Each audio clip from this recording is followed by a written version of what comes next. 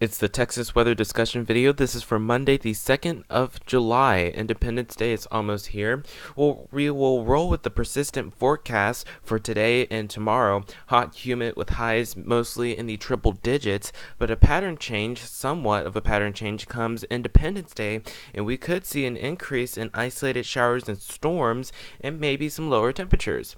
So here's your upper air look this late morning. The main wave action stays up to the north. Main mid-latitude westerly stays to the north, though we do have a wave emerging from the Gulf coming into the deep south states, and of course that will be an impact for our weather later in the week. Take a look across the watch warning map. We do have heat advisories and excessive heat warnings in effect for our mid-Atlantic states, extending up into the northeastern United States, up towards Maine. But down here in North Texas, we remain quiet. On the convective outlooks, main severe weather action stays to the north and the northeast. Same thing tomorrow, and pretty much the same thing on day 3. And notice how much of North Texas is in the green this time, which means we will have a risk for isolated thunderstorms, but no organized severe weather is expected. This is the average rainfall for the next 7 days, valid through Monday of next week. Out in the west, they stay dry. Down here, we could pick up a half an inch of rain or maybe even more for much of our region. And of course, that will come with any isolated showers and storms that we see during the latter half of this week. But keep in mind, most places stay dry.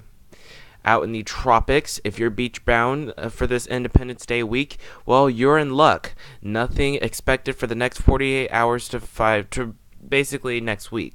So here's the model output. This is the 06Z run of the GFS, valid today at 1 o'clock. This afternoon at 500 millibars. You can see main wave action stays to the north. Heights are pretty much where they should be for us. And down here, we stay dry. Again, it'll be another hot, humid day. Highs mostly in the century mark. Same thing on Tuesday. And now Wednesday, our pattern starts to flip a little bit.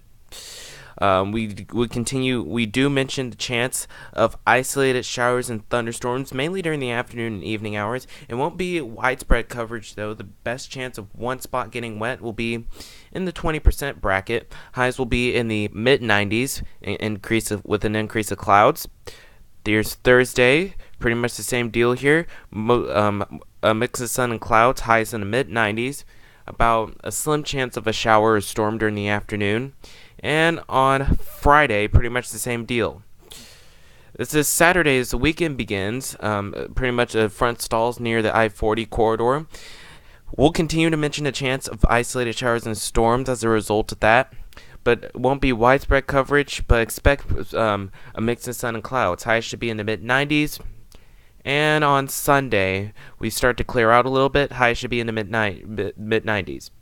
Here's a week from today, Monday the 9th of July, 594 heat bubble just to the north of us down here. We pretty much stay dry as a result of that.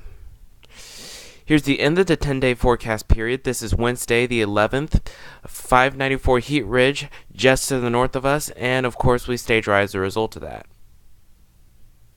But you can see from the numbers coming off of the European ensemble, it clearly shows that today and tomorrow could be the last 100-degree day for a little while, and then temperatures fall back to the mid to upper 90s for early June into not early June, for early to mid July, and lows will stay in the mid to upper 70s during that time period. That's it for the Texas weather discussion video for today. I'll more notes in the blog. The next video here should be posted at around 7 a.m. tomorrow morning. If you can, catch your local TV stations on the air at 4, 5, 6, and 10. Thanks for watching. Have a great day and Godspeed.